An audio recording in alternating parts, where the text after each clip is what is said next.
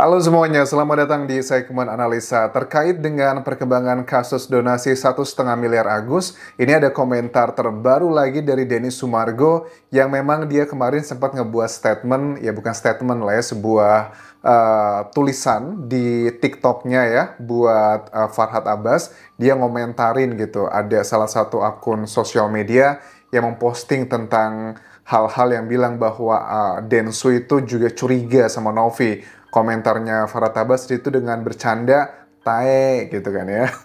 Dia emosi. Nah sekarang juga sama nih ya. Aku lihat kembali ada statement Densu ke salah satu kuasa hukumnya Agus yang ini memang orangnya juga cukup Ikut serta ya. kontroversial ya, RD Lau. Walaupun sekarang dia sudah mengundurkan diri dari kuasa hukumnya Agus. Tapi kita coba lihat dulu apa yang dikomentarin Denny Sumargo ini hingga dia mengatakan statementnya adalah begini. Jadi gini bang, nggak jadi deh dengan imut adalah ketawa. Dan apakah RD Lau ini pengen ngebantu Novi? Aku nggak yakin apakah Novi mau menerimanya dengan berbagai macam alasan. Coba kita simak dulu apa yang disampaikan RD Lau hingga Denny Sumargo memberikan komen yang seperti itu, teman-teman. Ikut serta mempublikasikan donasi ini, dan memang kami juga saya sebagai kuasa hukumnya Agus menyampaikan terima kasih yang sebesar-besarnya, meskipun saat ini hasil dari jeripaya Bang Densu, uang itu sudah berpindah dan memang harus ada regulasi-regulasi ketika uang itu harus kembali lagi ke Agus. Ya cuman mungkin saran dari saya, kurangi rivalitas. Dengan komentar tersebut menunjukkan saudara ada sesuatu hal yang kurang nyaman ya. Apalagi Bang Farhad itu kan ketua tim kami, ketika menyampaikan suatu komentar dengan tae, dengan emotion, ketawa dan nangis gitu kan ya, saya juga kurang sependapat lah ya. Oke, jadi dia poinnya adalah pengen ngebela Farhad Abbas sebagai ketua kuasa hukumnya. Tapi sekarang kayaknya tak ada teman dan musuh yang abadi sepertinya. Yang abadi adalah kepentingan, karena Farhad pun sekarang juga dalam tanda kutip menyerang RD Lau gitu ya. Ya, karena dia keluar dari kuasa hukumnya Agus dan dikatakan ada yang kata-katanya dugaannya bahwa kuasa hukum tersebut nggak punya etika atau bahkan mau ngebela Novi. Ya begitulah kata-kata yang tidak pantas yang diindikasikan ke dua orang yang telah keluar dari kuasa hukumnya Agus, termasuk RD Lau juga dan juga Zainuddin, teman-teman. Jadi jadilah sosok Bang Denny Sumargo yang memang yang saya kenal. Beliau seorang yang baik hati, penolong, dan mencintai kedamaian.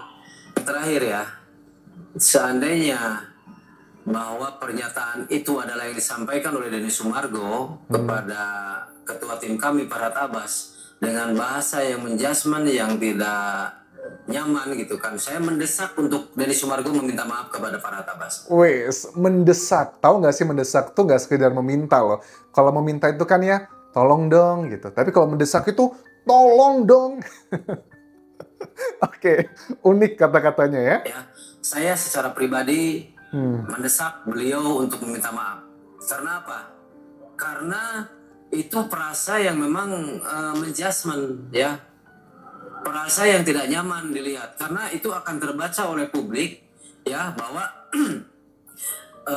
Denny Sumargo adalah orang yang berkomentar kurang nyaman yang dilihat, sehingga menimbulkan kurang elok, sehingga menimbulkan suatu asumsi Bang Farhad Abbas itu mudah diece. Bang Farhad itu adalah mudah dihina kan begitu. Oke. Tapi kan Densu udah ngeposting ya di Instastory-nya terkait dengan isu tersebut yang kata-kata Thai gitu. Densu kan bilang waktu itu bahwa Thai itu adalah bahasa lokalnya Korea Selatan yang artinya itu adalah great atau hebat, besar, luar biasa. Kurang lebih seperti itu ngelesnya. Tapi yang menurut aku dalam dunia sosial media, nggak mungkinlah seseorang itu akan turun harga dirinya hanya dikomentarin kata-kata yang tai gitu doang. Terlalu mencari-cari alasan. Dan ini kan statement dari RD Lau ini sebelum dia dalam tanda kutip dikeluarkan dari grup WhatsApp yang dikatakan dari Zainuddin, karena sama metodenya Zainuddin keluar, itu awalnya dia di kick out dulu dari grup chat WhatsApp-nya, gara-gara dia ketemu sama John LBF. Begitupun juga sama dengan RD Lau, dikatakan Zainuddin, dia pun juga mendapatkan treatment yang sama, gara-gara dia ketemu sama John LBF, dia di kick out dari grup WhatsApp-nya, dan kemudian ya akhirnya dia mengundurkan diri. Itu adalah poinnya. Jadi gini bang, nggak jadi deh, itu adalah komentar dari Denny Sumargo. Nah sekarang yang nggak kalah uniknya juga terkait dengan statement yang aku dengar berkali-kali terkait dengan dana yayasan yang dibilangnya bahwa ini kan masuk ke rekeningnya Agus gitu kan ya, yang di Densu tersebut. Padahal sudah dijelaskan berkali-kali oleh Novi bahwa awalnya memang ini kan rencananya rekening yayasan yang akan ditampilkan di tayangannya podcast Densu pertama kali dengan Agus. Tapi Agus yang inisiatif, yang bilang bahwa pakai rekening dia aja, biarin dia bisa gampang menggunakan uangnya agar bisa lebih efisien. Tapi kan faktanya udah ada 1,5 miliar pun uang yang dipakai itu baru 5 juta, yang itu juga berasal dari dana bantuan yang dikumpulkan oleh Novi selama 2 hari. Tapi kan uangnya nggak kepake kemana-mana gitu. Jadi ada dugaan bahwa netizen menduga ini kayaknya memang udah dari awal Agus ini sudah motifnya nggak benar gitu ya. Kayaknya sengaja dugaannya mengeksploitasi dirinya untuk mendapatkan pundi-pundi rupiah. Ya sah-sah aja sih karena dirinya juga kan yang dieksploitasi gitu. Ini ada salah satu bukti yang dugaannya adalah chattingan antara Bang Densu dan Novi berarti ya. Kata-katanya di sini adalah lancar bang gitu.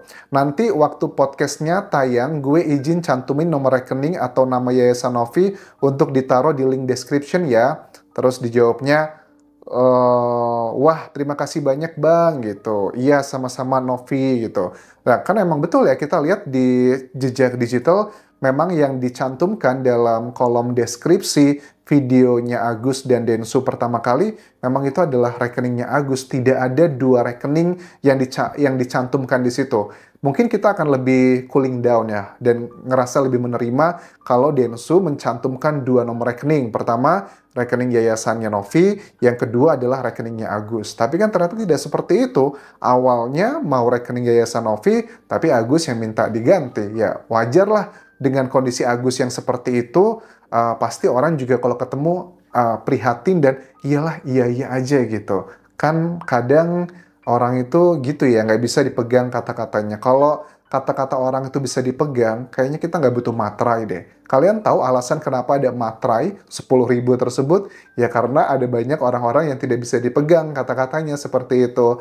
Nah, kembali mengenai konflik ini, RD Lau itu kan juga ketemu sama John LBF dan meminta maaf ya. Karena dia kan awalnya begitu lantang mau ngelawan Novi, bahkan membuat beberapa isu terkait dengan tuduhannya yang katanya dia mendapatkan laporan terkait saya duga Novi itu adalah terkait dengan kejahatan roda 4, terduga juga narkoboy, ada orang yang make sama dia ngelapor ke saya. Ada juga dia bilang ada mantan karyawannya Novi yang bilang bahwa dia tidak menyumbangkan beberapa donasi, misalnya donasi di Semeru. Terus ditambah lagi ada apa? Kayaknya ada beberapa isu lagi ya, bahkan sampai katanya hidup hedon atau bahkan suka party dan sebagainya yang nggak ada relevansinya sama kejadian ini. Ini adalah pertemuan antara RD Lau dan juga John LBF karena memang mereka sempat berselisih terkait dengan Novi ini. Ini yang dikatakan, beda banget atmosfernya. Kalau di media ngegas, ngotot gitu ya, yang Farhad bilang bahwa saya tuh udah ingatkan dia gitu, jangan begitulah ngomongnya gitu. Nggak begitu cara mainnya. Tapi sekarang dia agak lebih cooling down gitu. Baik semuanya, saya RD Lau, alhamdulillah atas izin Allah hari ini saya dipertemukan dengan saudara John LBF di Jakarta, dan alhamdulillah pertemuan hari ini lumayan cukup hangat. Jadi tujuannya kami bertemu adalah saya kemarin sempat memanas di media sosial terkait RD Lau menyampaikan nama beliau. Jadi dari lubuk hati yang paling dalam, saya RD Lau meminta maaf kepada saudara saya. Jangan usah minta maaf abangku. Siap. Kalau sebelum minta maaf itu saya sudah selalu memaafkan. Siap.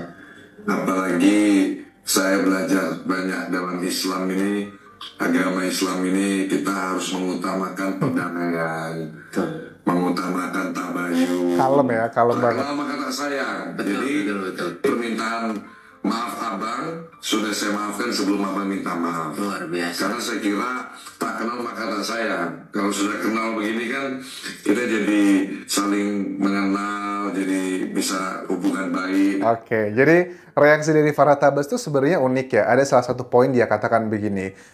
Dua orang itu yang sudah keluar dari tim kuasa hukumnya Agus itu katanya mereka tuh ambisinya tinggi untuk jadi pengacara ngetop. Kan Farhad bilang begini, saya sudah kasih kesempatan mereka untuk berbicara di media. Kan dia bilang bahwa harusnya jatah saya untuk berbicara di media yang diminta sama media nasional ataupun juga podcast dan sebagainya, saya tuh ngasih loh jatah saya buat mereka untuk berbicara karena kan mereka nggak dikenal gitu. Jadi ya sekarang mereka malah mengkhianati, bahkan malah membela tim yang sebelah gitu. Jadi katanya hati-hati kalau mau pakai mereka karena itu nggak ada etika kalau dari mantan kuasa hukum tapi langsung ngejelek-jelekin.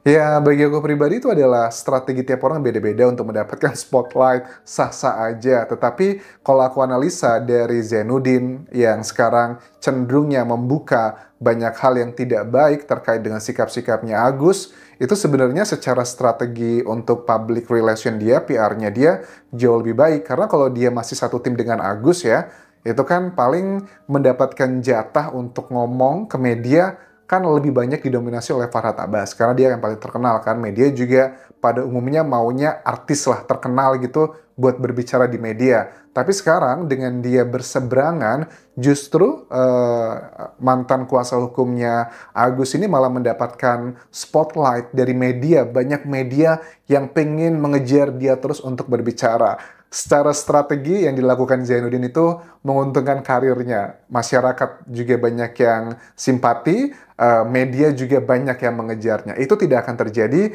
kalau dia masih tetap berada di timnya Agus. Tapi ya kita harus hati-hati yang ngelihat track recordnya sendiri. Terus banyak yang bilang bahwa nanti mantan kuasa hukum Agus ini akan ngebantu Novi sebagai jajaran kuasa hukumnya. Aku rasa Novi tidak akan menerimanya ya. Menerimanya dalam tanda kutip adalah apakah Novi ini akan menginkludkan mereka ke dalam tim kuasa hukum untuk menyiapkan laporan atau menganalisa file-file, kayaknya nggak bakal. Karena tidak efisien aja kalau semakin banyak orang bekerja, justru malah semakin berat gerakannya. Mungkin mereka akan bergabung ngebantu di luarnya aja, tidak secara langsung. Sementara itu bisa aku update mengenai drama donasi 1,5 miliar ini. Sampai ketemu lagi di video berikutnya. Tinggalkan like dan juga komen, subscribe channel YouTube ini, follow Instagram, Facebook pageku, dan juga akun TikTok Dian Jasa Asmara. Sampai jumpa.